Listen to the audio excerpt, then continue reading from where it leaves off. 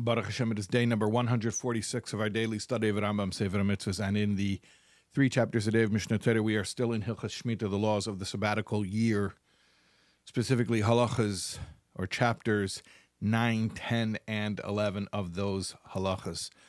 Our mitzvahs today, corresponding to this subject of Shemitah, or the sabbatical year. Positive Commandment 138. Remember I mentioned yesterday that a few things happen on the Yovel year that are the same as Shemitah, basically the agricultural prohibitions. But then there are other aspects of Yovel that are unique to Yovel. Now, we mentioned one of those yesterday. Do you remember what it was? That's right, Liberty Bell. That's your mnemonic to remember. The emancipation of Hebrew slaves. That's right. But here's some other stuff that happens in the Yovel. Positive Commandment 138, the return of hereditary property during the Yovel year. You know that the land of Israel is apportioned according to the tribes. Those are inherited lands. So if somebody sold his hereditary property, that is not a permanent sale. It reverts after the Yovel, or in the Yovel. This mitzvah applies specifically to real estate that is not inside a walled city. In ancient days, cities were generally walled for protection. So this is talking about something that's outside of a walled city. Of course, it applies only in the land of Israel, where land is inherited by the tribes. Also, it only applies when all of the tribes are settled in the land, in their ancestral portion of the land.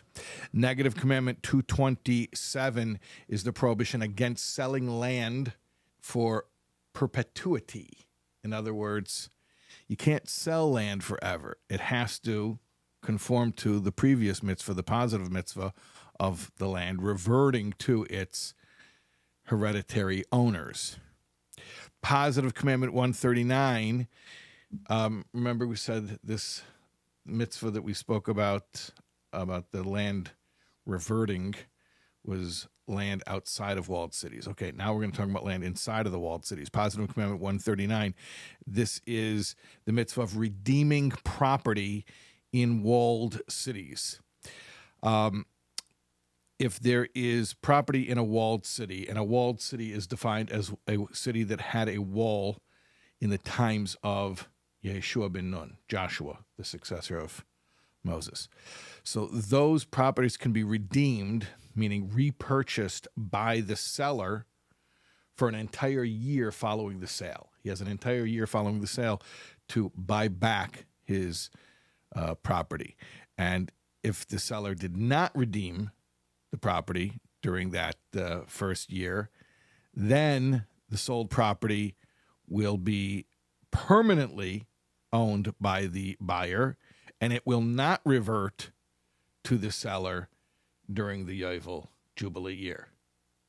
That mitzvah of the property reverting to the ancestral or hereditary owner is only land outside of the cities. I guess it's sort of like the land that you work, agricultural land, rural land, that remains within a family. But a city is a cosmopolitan place, and property changes hands. Sort of, that's the way the world works today as well.